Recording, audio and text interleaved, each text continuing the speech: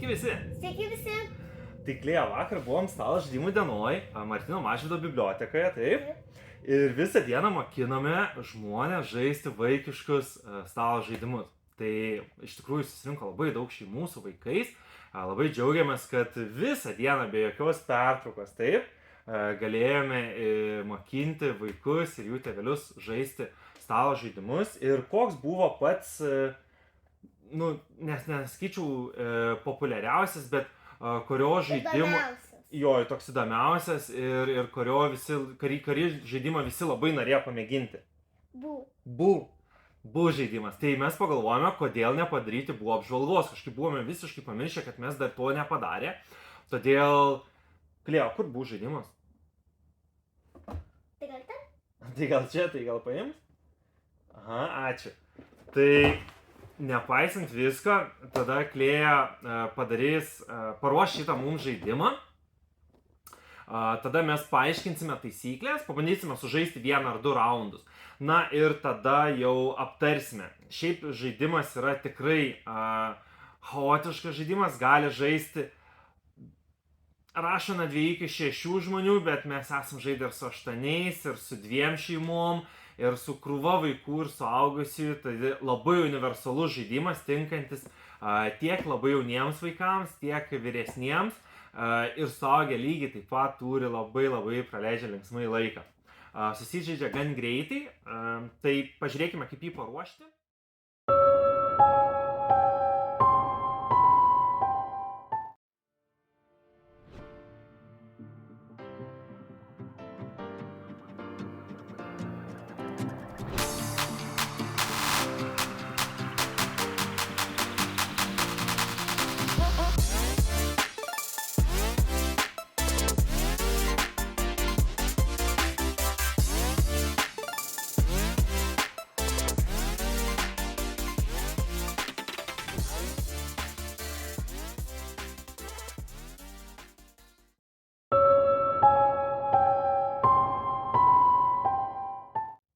Sveiki sugrįžę.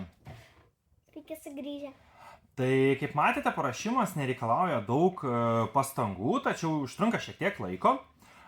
Kas yra gerai, kad galime tam tikrą logiką keisti visą šitą padarymą ir kaip sudėliojam visą šitą pilį.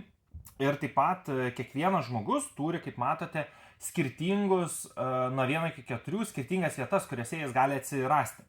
Tai mes galime žaisti nuo 1 iki paskutinio žmogaus, arba galim to žmonės tiesiog maišyti ir tada visada turėsime vis skirtingą būdą, vis skirtingą vietą, iš kurios reikia eiti ir į kurią reikia nueiti. Kas duoda žaidimui labai daug peržaidžiamumo. Tai taisyklės yra labai paprastos. Mes visi bandom būti vaiduokliu ir turime rasti kelią nuo vieno vaiduoklio, nuo ten, kur stovi vaiduoklis.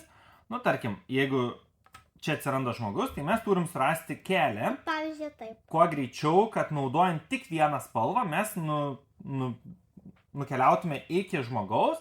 Ir kai nukeliavom, taisyklė sako, reikia pasakyti bu, išgąsdinti žmogų.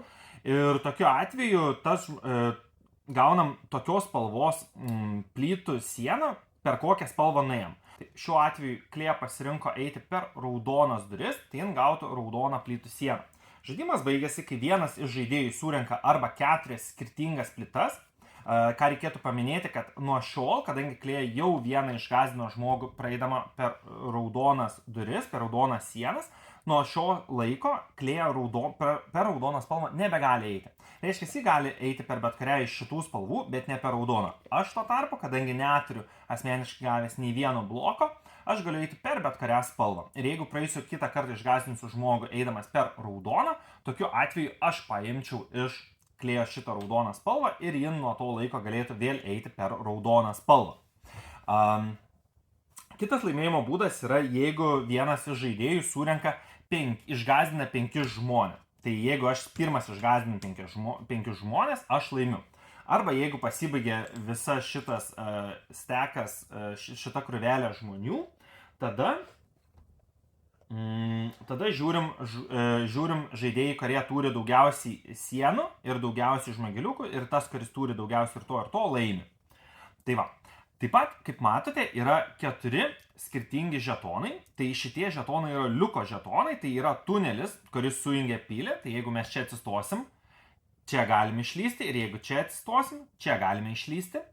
Ir lygiai taip pat yra čia. Kadangi žaidimo taisyklė sako, kad mes turime nuo pat pradžios iki pat pabaigos naudoti tik vieną spalvą, čia yra vienintelės 2 išeitis, kur mes galim eiti, tarkim, jeigu mums reikia čia ateiti ir mes labai norim per geltoną eiti, bet per geltoną mes paprastai ten nenusigautume, tai mes galime eiti čia geltoną, ateinam čia, persidedam į mėlyną, na ir tada pro mėlyną praeinam, tarkim, vat štai taip ir dainam per čia iki mėlynos.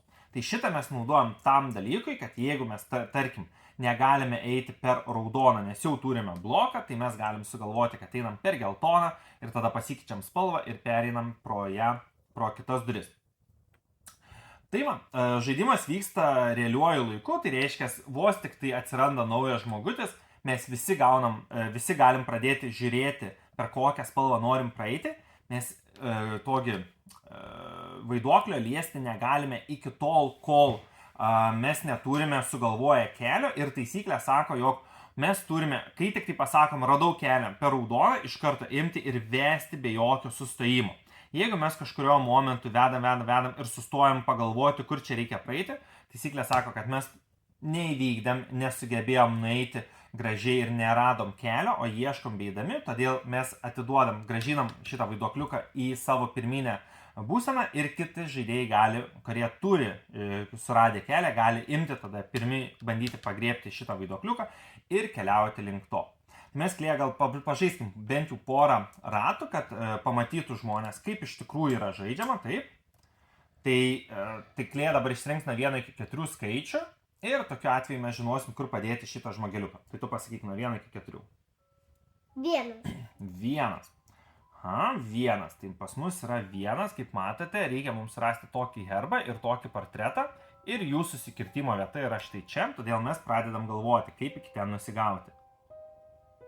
Žalis. Ir aš tada keliauju čia ir atėjęs sakau bū. Ir aš gaunu pirmąjį žetoną, taip pat gaunu pirmąjį žalę savo bloką. Reiškia, nuo šiol per žalę vietą aš nebegalėsiu eiti. Kokia? Aš pasirinksiu irgi skaičių 1. Gerai, palauk.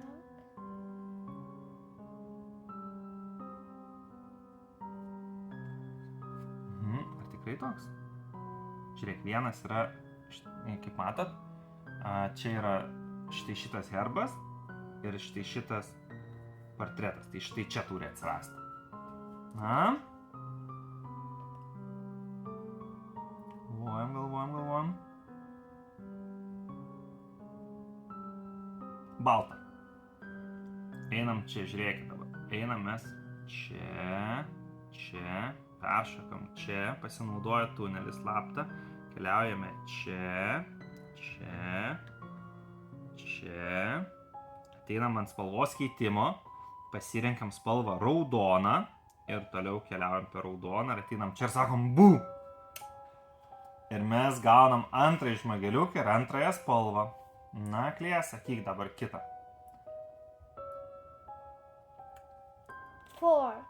4. Gerai, 4 žiūrim. Nu. Žiūrim. Raudona. Oho, kaip greitai. Bū. Tai Klėja dabar iš manęs atima raudoną, tai nuo šiol aš negaliu eiti tik per žalį, o Klėja negali eiti per raudoną. Tai čia būtų visos taisyklės. Ir žaidimas taip vyksta, kaip ir minėjome, iki kol kažkas surenka 4 skirtingas spalvas, arba 5 žmonės išgąsdina, arba jeigu žaidžia daug žaidėjų ir pasibaigia šitie žmogeliukai, žmonės, kuriuos mes turime išgąsdinti, tokiu atveju mes tiesiog skaičiuojame ir žiūrime, kas daugiausiai turi bendrai paėmus spalvų, sienų ir žmogeliukų.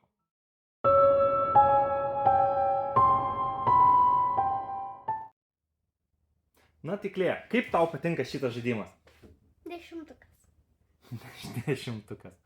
O jeigu reikėtų rinktis tarp kitų žaidimų, kaip tu įvertintum šitą žaidimą? Tarkim, lyginant su laputės žaidimu, Outfox. Ta 20, šito 19. žodžiu, truputį silpniau, ne? O kodėl, pavyzdžiui, tau su lapute labiau patinka nei šitas žaidimas? Nes jie reikia, jisai greit žaidžiasi, jisai labai sunku sužiūrėti. Man biški labai nuima vargo, aš pavargstu po šitų kažkokių 3 kartų, o laputėse tai nepavargstu. Tai vos silpniau. Okay. Tai aš labai sutinku su Klėja. Iš tikrųjų, šitas žaidimas yra, kaip aš vadinu, chaoso žaidimas. Nors mes pabaigėm jį žaisti, ta prasme, kai išaiškinom taisyklės, Klėja primiktinai reikalavo, kad pabaigtume sužaisti. Šį kartą man pavyko ją nugalėti. Bet iš tikrųjų dviese šitas žaidimas nesiskleidžia tiek ir netiduoda viso savęs, kiek jisai yra gražus ir fainas, kai mes žaidžiame su daugiau žmonių. Ar ne? Taip. Tai va. Tai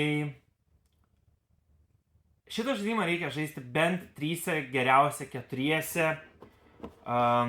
Nes taip yra įdomiausia ir, bet tik tais, kai būna maži vaikai, kai galima žaisti, pavyzdžiui, ten nuo 6 ir, pavyzdžiui, ten 7 vaikai, tai biški ir...